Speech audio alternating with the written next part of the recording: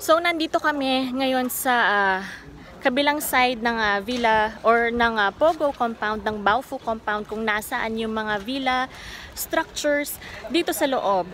May mga 9 villas daw dito sa loob ng Pogo compound na ito, at yung iba under construction pa.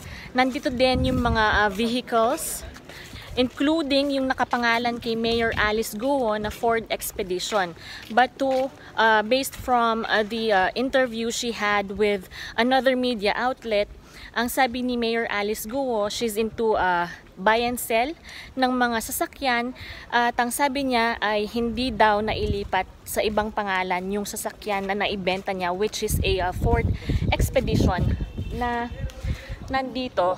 But nandito kami ngayon dahil dun sa Villa number 2, bubuksan yung pang-anim na vault among the 27 vaults that are here.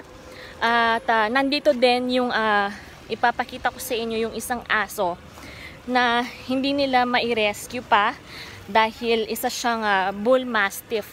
Although pinapakain naman siya, they're feeding the dog here, which is in a cage. Nandun siya. It's a bull mastiff dog that was left here by those who have been staying in this villa structure. There are 9 villas here. Some are still under construction. At dito nakatira yung property manager na isa sa mga naaresto ng mga authorities noong raid. Nakita din siya dito noong raid. Ang sabi ng PAOK, lasing siya nung nangyari yung raid nung March 13, kaya siguro hindi siya nakatakbo o nakatakas. At kakagaling lang namin kanina doon sa Villa number 9, kung nasaan yung pang-5 vault na binuksan, at walang laman yung vault na yun kanina. But the vault number 3 is the one that has 5 million pesos, more than 5 million pesos in cash, with a few hundreds of dollars that have been found inside the vault, as well as assorted documents, passports, mga susi na hopefully mga susi sana sila ng vaults, ano? Pero titingnan pa natin kung anong susi sila. At nandito ang mga officials ngayon trying to break open the 6th vault among the 27 vaults in total. So, nandito kami nga sa left side portion of the Pogo Baofu compound, dito sa Barangay Anupul, Tarlac, kung saan ni-raid ito ng mga authorities over alleged human trafficking and serious illegal detention. At so far, may mga tunnels daw dito na nakita, or secret passageways na nakakonekta sa 3 villa structures gaya nito. Nandito din yung swimming pool, which is an Olympic-sized swimming pool. Ipakita ko sa inyo yung swimming pool.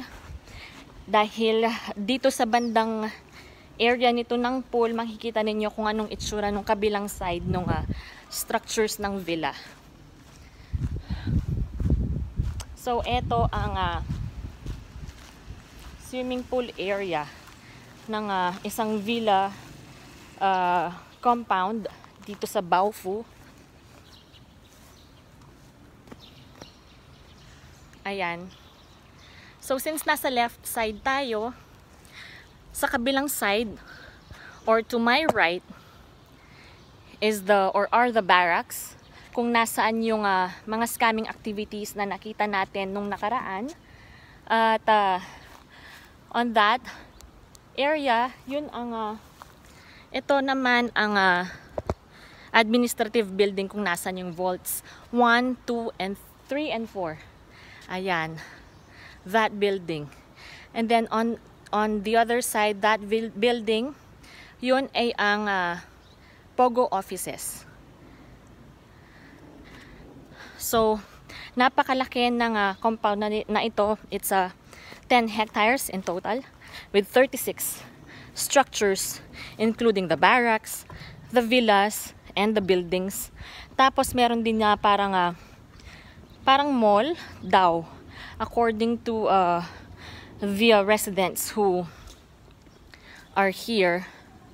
Kasi merong mga restaurants sa loob, I mean sa labas, doon kung nasan yung facade ng compound na ito.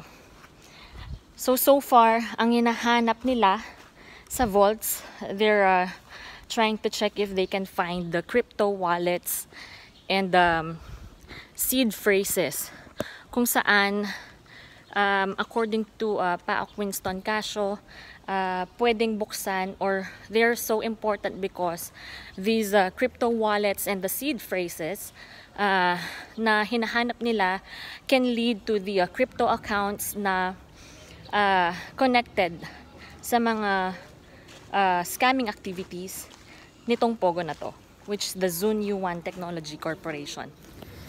So pasukan natin yung isang villa, or the villa number 2. Sa taas nito nandoon yung vault, yung pang-anim na vault. Still, yung amoy medyo mabaho. Hindi siya ganun kasama katulad nung isang villa, pero amoy sirang pagkain pa rin na parang namatay na lizard. Mabaho. So papanik tayo sa taas ng structure na ito.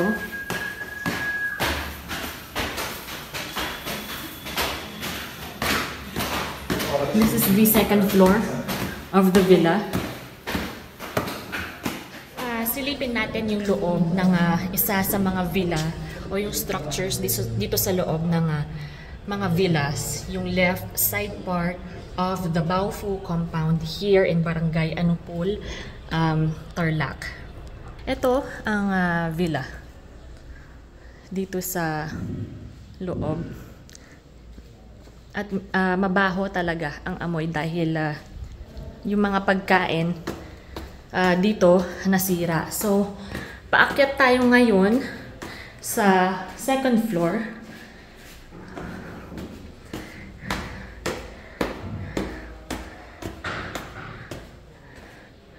At nandito yung mga kwarto that have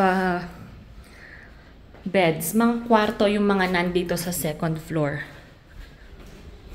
Napakalaki nitong mga villas dito sa loob ng isang structure. Pansinin nyo, halos pare-pareho naman yung mga itsura nung labas ng structure. So, most likely pareho din yung mga itsura nung nasa loob. At yung mga nagbubukas ng vault ay nasa taas. So ngayon nasa third floor tayo. At may elevator as well. Pareho lang ng itsura ng second floor ang nasa third floor. At on the fourth floor, nandito yung mga magbubukas ng vault sa fourth floor.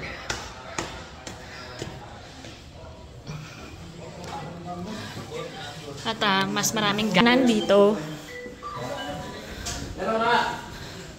At nandito yung mga nagbubukas ng vaults.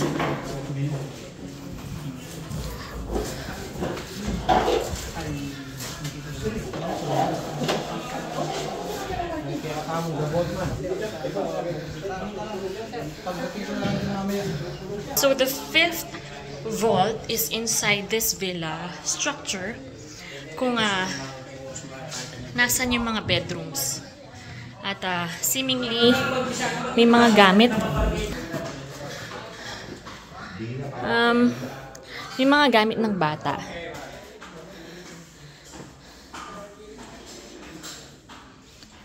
And meron lahat veranda or balcony ang structures. So ito ang isang building. Sa likod nito may ganyan ding building na isa pa. Nandito yung isang building kung nasan yung ibang Pogo offices as well.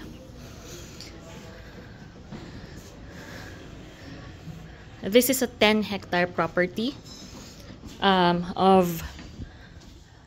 which is a Baofu compound where the Zone Yuan Technology Corporation was raided last March 13. So nandito ako sa kabilang side, yung villas na nandito. At ayan ang barracks.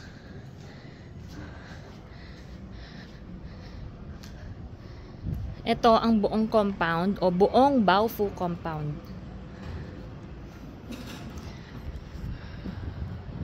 At nandoon yung room kung saan nagbubukas ng pang-5 vault. So from here, you can see Jollibee there. And near that is the Bamban Municipal Hall naman. So puntahan natin ngayon yung isang Ford Expedition na nakapangalan kay Bamban Mayor Alice Guo, na sabi nga niya sa isang interview or exclusive interview with one media outlet, hindi daw, or she is into buy and sell, at hindi daw na i-transfer sa ibang pangalan itong Ford Expedition na ito. At nakaparada or nakapark itong Ford Expedition sa isa sa mga villa dito sa loob ng Baofu compound. It's a black Ford Expedition.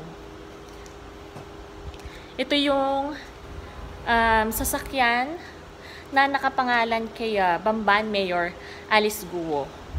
At meron din ditong Mercedes-Benz vehicle as well as Alphard.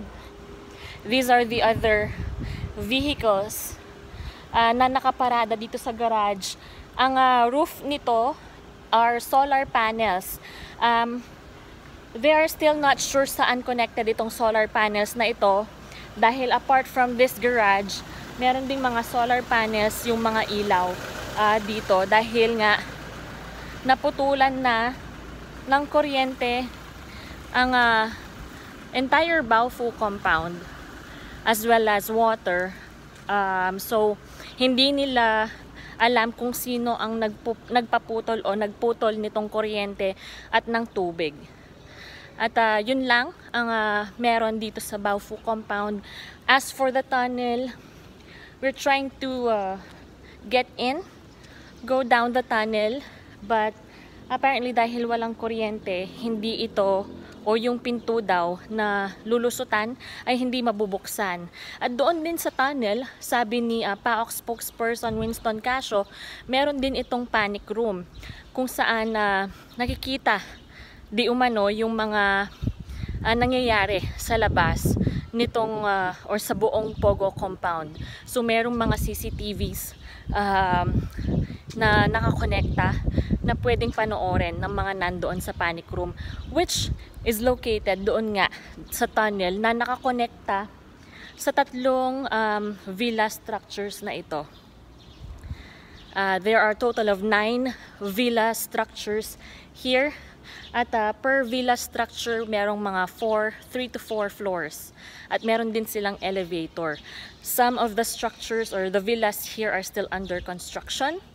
At itong area na ito ay meron ding swimming pool na Olympic size dito. So this entire compound, para siyang maliit na subdivision, or kung tatawagin natin right now walang nakatira. Meron ding aso na bull mastiff doon banda na ipakita ko kanina.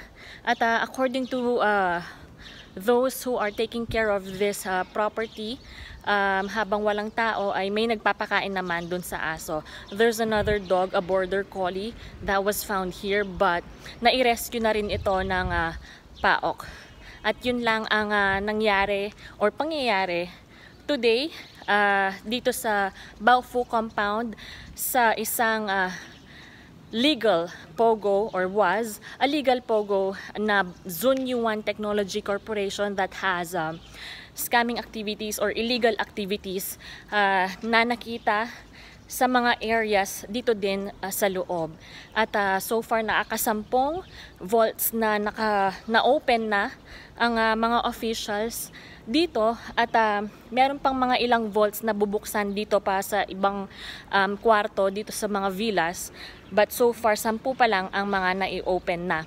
And walang mga laman karamihan sa mga vaults na nabuksan, apart from those na nakita kaninang umaga na 5 million in cash or more than 5 million in cash, passports, assorted documents, susi, at bags of coins. Meron din nakitang mga insurance papers na nakatago doon sa vault, as well as one passport na nakapangalan doon sa isa sa mga victims na nai-rescue ng PAOK. She's a Chinese victim na during one of the press cons that PAOK held sometime or or before Holy Week, isa siya sa mga umiyak while giving her testimony. At yun lamang ang mga pangyayari so far dito sa Baofu compound sa Zunyuan Technology Corporation. This is Joanne Manabat, Rappler, Bamban, Tarlac.